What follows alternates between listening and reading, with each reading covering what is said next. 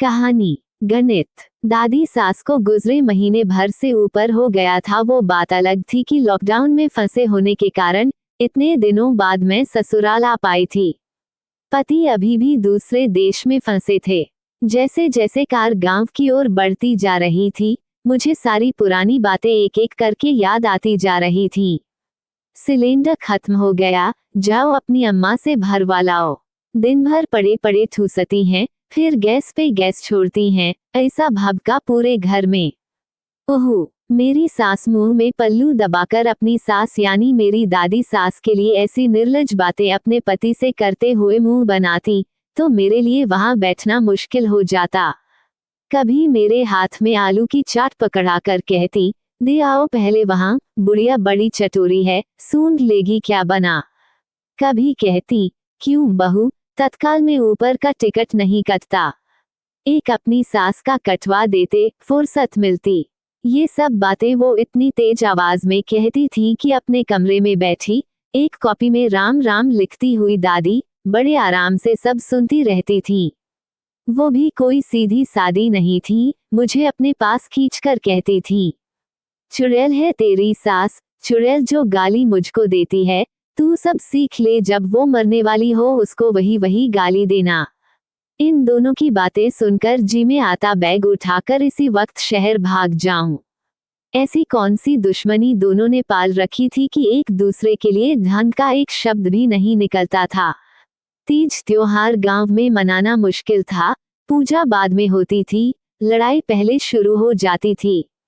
5 ही दिए घी के रखना, 11 तेल के चासना, हर साल भूल जाती है, फूहड़ कहीं की दादी ऊंची आवाज में बताती, तो मेरी सास उससे भी ऊंची आवाज में जवाब देती, हाँ और क्या, 11 दिए घी के चास दिए जाएंगे तो बुढ़िया के हलवे का घी नहीं खत्म हो जाएगा, 11 दिए ही लगेंगे घी के।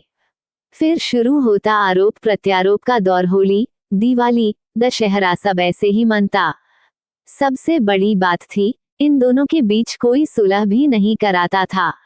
जब कभी तलवारें खींचने की नौबत आई तो मैं भागकर अपने ससुर के पास जाती थी, चलिए ना पापा, देखिए माँ और दादी में थोड़ा ज्यादा हो गया है। वो बड़े आराम से अखबार पढ़ते हुए कहते, अरे हटाओ, कौन पढ़े उनके बीच में, तुम परेशान ना हो बहू, इन दोनों का रिश्ता ही अलग है, ये प्यार है इनका, हम तुम इनका गणित ना समझ पाएंगे। मैं हैरत में पड़ी हुई वापस आ जाती, लेकिन दूर से आती हुई कुछ आवाजें, भाग यहाँ से, लड़ाका कहीं की, हाँ भाग रहे हैं, मरते समय भी आवाज ना देना मुझे चिंतित करती रहती थी। कैसे काटे इन्होंने साथ में इतने साल। आज मन में सारी बातें घुमड़ रही थी।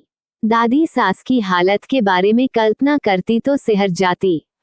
जाते वक्त भी माँ ने उनसे ऐसी ही दिल दुखाने वाली बातें ही की होंगी। मन में दुख भी था, आक्रोश भी। अब तो टिकट गया दादी का, खुशी होंगी माँ। घर में घुसते ही सामने पापा बैठे दिखे, मैंने धीरे से कहा, घर सूना हो गया पापा। वो मेरे सिर पर हाथ फेरते हुए बोले, 90 साल जी ली अम्मा। तकलीफ में थी, खुद भी जाना चाह रही थी, जैसी प्रभु इच्छा। बोलते हुए उनके हाथ कान पे, लेकिन ये बात उस पगलिया को कौन समझाए, देखो अंदर जाकर। आंखों में आंसू भरे हुए उन्होंने दादी के कमरे की ओर इशारा किया। मुझे समझ ही नहीं आया कि अब उस कमरे में किसको देखने के लिए मुझे कह रहे हैं। असमंजस में उस कमरे की ओर कदम बढ़ाते हुए मैं दरवाजे पर ही ठिठक गई। दादी की खटिया पर सास बैठी थी, एक पल को लगा दादी ही वहां विराजमान थी। वही नीली सूती साड़ी, वही बाल लपेटकर कंघा फंसाकर बनाया गया छोटा सा जूड़ा, और उन्हीं की तरह माँ भी एक कॉपी में अनवरत राम राम लिखती जा रही थी। माँ, मैंने धीरे से कहा और पैर छुए। वो मुझे एक नजर देखकर फिर लिखने में जुट गईं। अम्मा काम दे गई हैं, पूरा कर ले, बहुत चिल्लाएगी नहीं तो। मैं उनकी ये हालत देखकर सन्नाटे में चली गई थी। क्या रही थी ये, कहाँ चिल्लाएंगी अम्मा इन पर। मैंने धीरे से पूछा, दादी कैसे चिल्लाएंगी माँ, वो तो अब अपने राम जी के पास चली गई है ना। माँ ने चश्मा उतारकर अपनी गोद में रखा, मुझे इशारे से अपने पास बुलाकर मेरे कान में फुसफुसाई, हाँ तो बुलाती रहती है ना हमें भी, जल्दी जाएंगे, तब तक पूरा लिख लें। मैं हड़बड़ाकर उठ खड़ी हुई थी। पीछे दरवाजे पर पापा भी भरी आंखें लिए खड़े थे। वो सही कह रहे थे, इन दोनों का रिश्ता अलग था, इनके रिश्ते का गणित हम सबकी समझ से परे था।